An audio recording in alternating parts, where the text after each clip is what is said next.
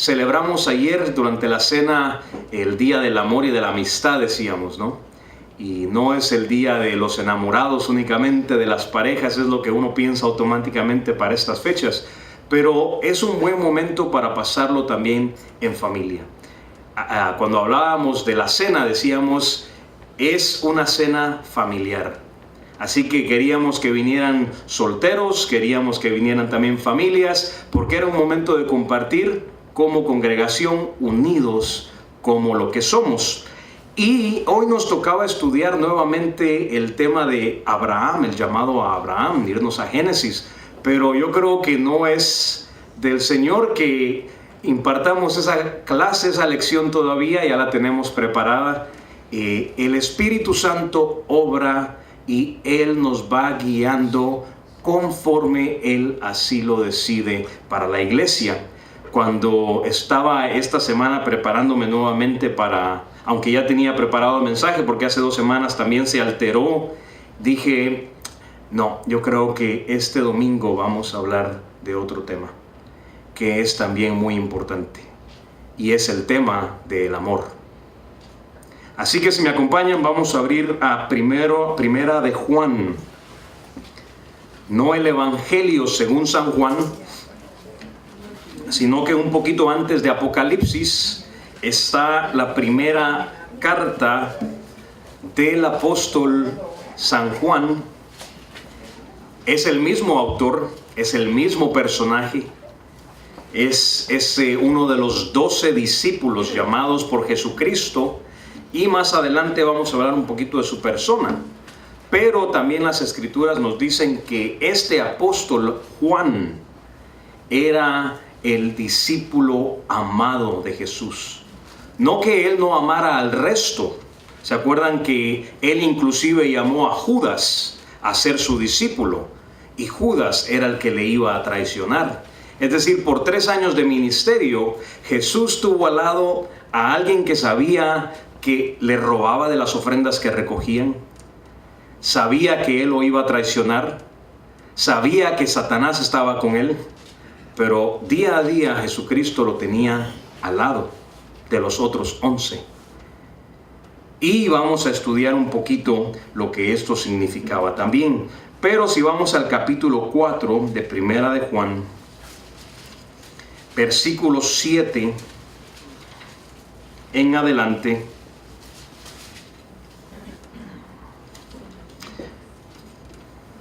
dice lo siguiente, me siguen con la vista, mi versión es un poquito diferente, así que estará unas palabras diferentes, pero es el mismo pasaje. Dice la palabra del Señor: amados, amémonos unos a otros, porque el amor es de Dios. Todo aquel que ama ha nacido de Dios y conoce a Dios. El que no ama no ha conocido a Dios, porque Dios es amor. En esto se mostró el amor de Dios para con nosotros, en que Dios envió al mundo a su Hijo unigénito para que vivamos por Él. En esto consiste el amor, no en que nosotros hayamos amado a Dios, sino en que Él nos amó a nosotros y envió a su Hijo en propiciación por nuestros pecados. Amados, si Dios nos ha amado, así, nosotros también debemos amarnos unos a otros. Nadie ha visto jamás a Dios. Si nos amamos unos a otros, Dios permanece en nosotros y su amor se perfecciona en nosotros. En esto sabemos que permanecemos en Él y Él en nosotros, en que Él nos ha dado de su Espíritu. Nosotros hemos visto y damos testimonio de que el Padre ha enviado al Hijo, el Salvador del mundo. Todo aquel que confiese que Jesús es el Hijo de Dios, permanece en Dios y Dios en Él. Y nosotros hemos conocido y creído el amor que Dios tiene para con nosotros. Dios es amor, y el que permanece en amor permanece en Dios y Dios en Él. En esto se perfecciona el amor en nosotros, para que tengamos confianza en el día del juicio, pues como Él es, así somos nosotros en este mundo. En el amor no hay temor, sino que el amor perfecto echa fuera el temor, porque el temor lleva en sí castigo. Por lo tanto, el que teme no ha sido perfeccionado en el amor. Nosotros le amamos a Él porque Él nos amó primero. Si alguno dice yo amo a Dios, pero odia a su hermano, es un mentiroso. Pues el que no ama a su hermano, a quien ha visto, ¿cómo puede amar a Dios a quien no ha visto? Nosotros recibimos de Él este mandamiento: el que ama a Dios, ame también a su hermano. Vamos a orar. Señor, gracias por esta palabra, gracias por esta lectura. Gracias, Señor, porque tú nos muestras lo que es el verdadero amor. Muchas veces acostumbramos a usar esa palabra, Señor, y decimos el amor, decimos te amo, decimos te quiero. Pero si antes, Señor, no entendemos que el amor supremo es ese amor que tú diste, Señor, al entregar tu Hijo por nosotros, aún no conocemos, Señor, lo que es el verdadero amor. Ayúdanos, Señor, a entender este mensaje. Gracias nuevamente por tu congregación. Oramos, Señor, en el nombre de Cristo Jesús. Amén.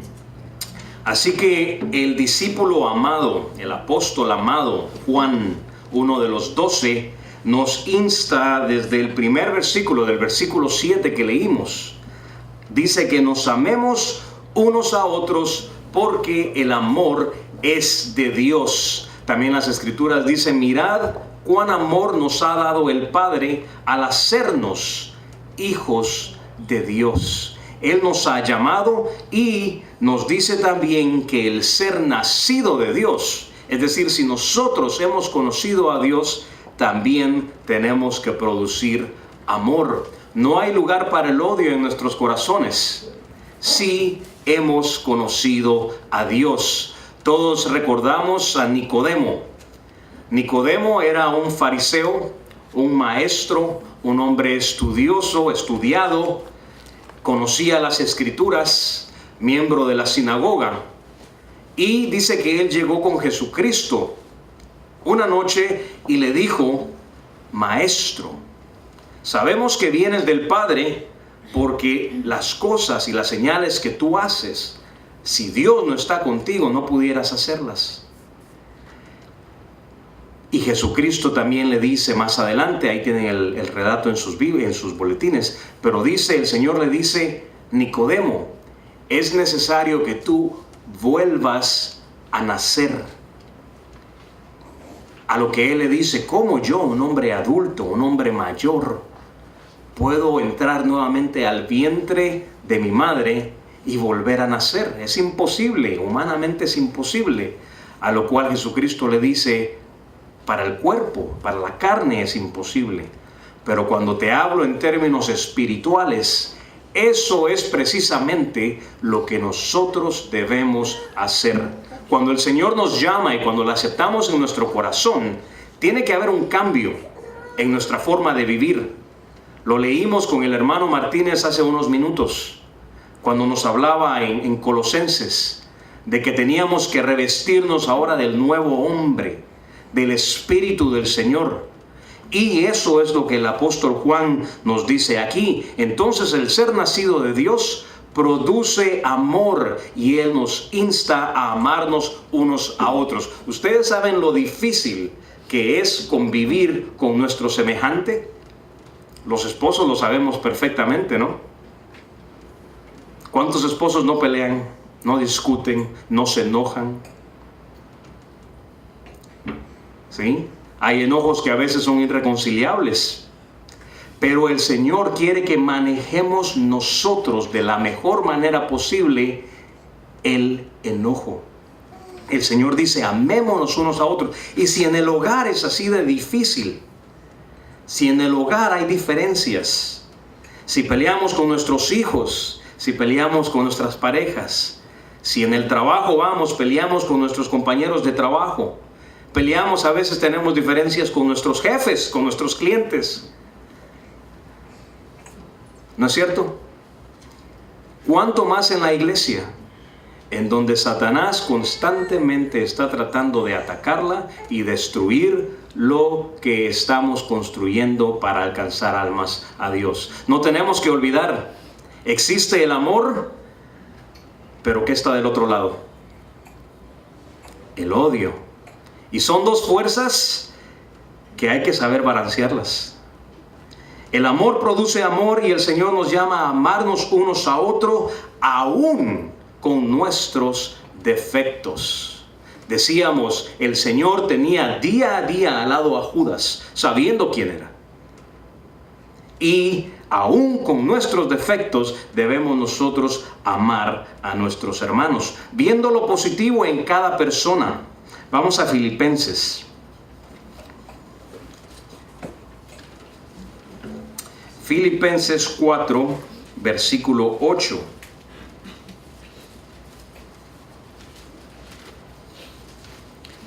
Filipenses 4, versículo 8.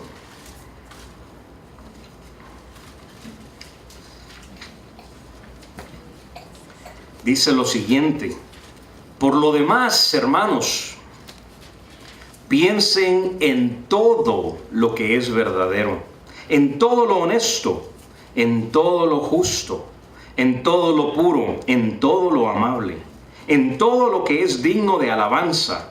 Si hay en ello alguna virtud, si hay algo que admirar, piensen en ello. Es decir, no veamos el defecto en nuestro semejante. Como dicen, no veamos la paja que está en el hermano sin ver la viga que está en nuestro ojo. Es decir, nosotros mismos no somos perfectos. No busquemos los defectos de los demás. Pero Pablo dice, lo que ustedes aprendieron y recibieron de mí, lo que de mí vieron y oyeron, pónganlo por obra y el Dios de paz estará con ustedes. No es fácil a veces decirle no a la tentación de responder mal con mal. No es fácil.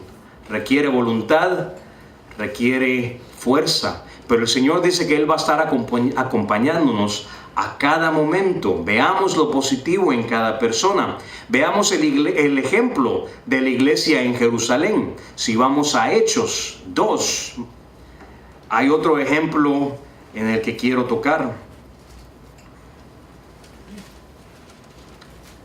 Hechos 2. Ya en unas semanas vamos a empezar a estudiar Hechos los días jueves. Y es un libro precioso que nos habla de cómo el cristianismo se fue expandiendo en Jerusalén y al resto del mundo. Pero si vamos a Hechos capítulo 2, versículo 44, Hechos 2, 44, dice lo siguiente: y todos los que habían creído, eso eran los que se habían convertido, los que habían aceptado el mensaje, el evangelio. Todos los que habían creído se mantenían, ¿qué dice? Unidos. Y lo compartían todo. Recuerden, mi versión es un poquito diferente, pero es lo mismo. Dice que todos se mantenían unidos y lo compartían todo. Vendían sus propiedades y posesiones y todo lo compartían entre todos según las necesidades de cada uno. Versículo 46. Todos los días, no solo los domingos, no un jueves al mes. Dice, todos los días se reunían en el templo y partían el pan en las casas y comían juntos con alegría y sencillez de corazón. El día de hoy vamos a partir el pan. El día de hoy vamos a conmemorar la última cena que el Señor dejó para su iglesia, la institución de la Santa Cena. Y cuando lo hacemos, recordamos el sacrificio de Cristo Jesús en la cruz y recordamos también su resurrección, la victoria sobre la muerte. Recordamos el dolor que Él padeció, pero también recordamos que Él resucitó de entre los muertos y con ello nos ha dado la vida eterna. Vamos ahí mismo en Hechos, más adelante en el capítulo 6. Y esto es bien importante porque nuestra iglesia está creciendo, lo hemos venido diciendo. Y vean lo que estaba pasando en la iglesia de Jerusalén allá en Hechos 6, versículos del 1 al 7. Dice, en aquellos días, Hechos 6, versículo del 1 al 7. Dice, en aquellos días, el número de los discípulos iba en aumento, pero también comenzaron las murmuraciones. ¿Suena común esto? División. Las iglesias grandes que tienen la bendición de tener cientos de miembros, las murmuraciones, los problemas, así como la congregación es grande, los problemas también son grandes. Nuestra iglesia es pequeña en número, pero es grande en espíritu. Y se siente esa unidad desde que entramos la puerta. Sentimos ese compañerismo. Somos pequeños, pero nos amamos. El Señor dice, amémonos unos a otros. El que no ama no ha conocido a Dios, porque Dios es amor. Pero dice que comenzaron las murmuraciones de los griegos en contra de los hebreos. Es decir, de los locales, de los hebreos de Jerusalén y de los que habían venido y se habían quedado entre ellos después de haber escuchado el mensaje de salvación. Y empezaron las murmuraciones y se quejaban de que en la distribución diaria de ayuda, las viudas de los griegos no eran bien atendidas. Es decir, las viudas de aquellos que habían venido de afuera y se habían quedado, no estaban siendo atendidas de la misma manera que las viudas locales. ¿Qué estaba pasando? Nuevamente, división. Pero vean qué pasó. Versículo 2. Entonces los 12 convocaron a todos los discípulos y les dijeron, los 12 eran los apóstoles, dice, les dijeron a los discípulos lo siguiente: no está bien que desatendamos la proclamación de la palabra de Dios por atender a las mesas.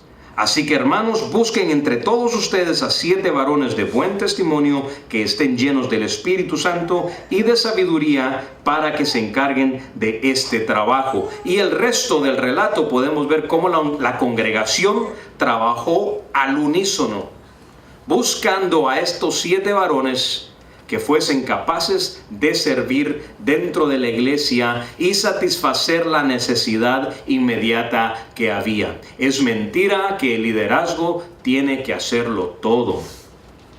Aquí vemos el ejemplo de cómo la congregación se unió. A mí me encanta cuando vienen y me dicen, hermano, yo tengo una sugerencia, yo tengo una idea, me encanta, porque ese es el ejemplo de la palabra de Dios. Vemos cómo la congregación tiene la capacidad también de venir, traer ideas, aportar y de esa manera trabajar ya sea nuestras diferencias, los ministerios que hay que fortalecer, y la iglesia de esa manera dice que fue creciendo y fue multiplicándose también. Entonces produce amor, pero también el nacer de nuevo elimina el odio. No puede haber odio en nuestros corazones cuando hemos venido a los pies del Señor. El Señor Jesucristo dice, cuídense de los falsos profetas, porque vendrán y les enseñarán cosas que no están basadas en la palabra del Señor y desviarán a muchos. Y después dice, por sus frutos los conoceréis. Y ese relato en Mateo 7 es precioso, porque dice, no podemos pedirle a un árbol malo que dé buen fruto, ni a un buen árbol que dé mal fruto. Por sus frutos, dice el Señor Jesucristo, los conoceréis. Versículo 9, volviendo a nuestro relato en Primera de Juan 4, versículo 9. Dice, en esto se mostró el amor de Dios para con nosotros, en que Dios envió al mundo a su Hijo unigénito para que vivamos por Él. En esto consiste el amor, no en que nosotros hayamos amado a Dios, sino en que Él nos amó a nosotros y envió a su Hijo en propiciación por nuestros pecados. Juan 3:16 dice, porque de tal manera amó Dios al mundo que dio a su Hijo unigénito, para que todo aquel que en Él cree no se pierda, sino que tenga vida eterna. Luego dice, porque no envió al mundo, al Señor, ¿para qué? Para condenar al mundo, sino para que sea salvo. Y dice, el que cree en el Señor es salvo. El que no cree en el Señor ya es condenado. Es un acto de amor. Dios envió a su Hijo por nosotros en propiciación de nuestro pecado. Más un poquito atrás, el mismo evangelista, el apóstol Juan, dice, y no solo por nuestro pecado, sino el pecado de todo el mundo. El Señor cargó con ese pecado sobre sus hombros en propiciación de nuestro pecado. Estamos estudiando o finalizando el libro de Levítico los días jueves y hablábamos de lo que significa la palabra propiciación. Ese acto de traer ofrenda al Señor, un sacrificio al Señor que iba a auspiar, que iba a eliminar el pecado a través de una ofrenda, de un sacrificio. Y el Señor hizo eso por cada uno de nosotros, en propiciación de nuestro pecado, del pecado del mundo. Y el apóstol Juan, vean el versículo 11, en ese mismo relato, él mismo nos da el ejemplo de lo que es el amor. Él escribe su carta y vean el encabezado de ese versículo 11. Dice, amados. Él mismo dice, yo los amo a ustedes. Amados.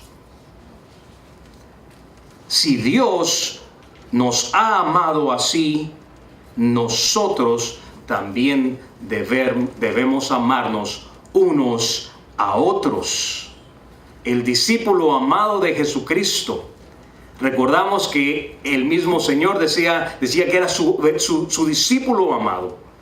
Cuando estaba Jesús en la cruz, en el madero, dice que llegó María y había uno de los 12 discípulos con él. ¿Quién era ese discípulo?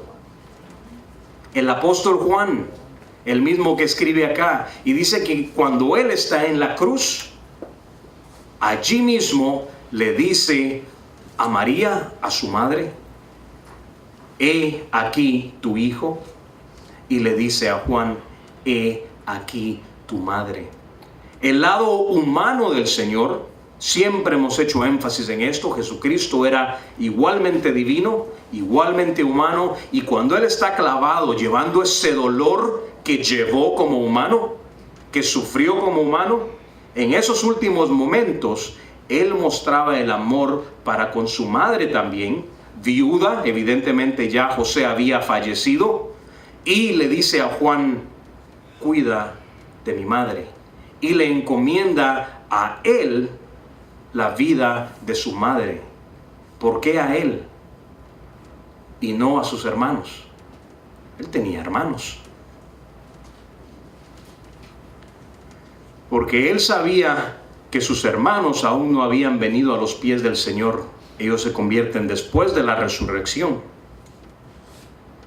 Y este discípulo amado es el que nos escribe ahora y nos da el ejemplo de lo que es también el amor, de cuidar por el prójimo de la misma manera que amamos al Señor. El amor nos identifica como hijos de Dios. El amor entre hermanos nos muestra quién es Dios, porque Dios es espíritu. Vean el versículo 12. Nadie ha visto jamás a Dios. ¿Ha visto alguien de los que está aquí a Dios?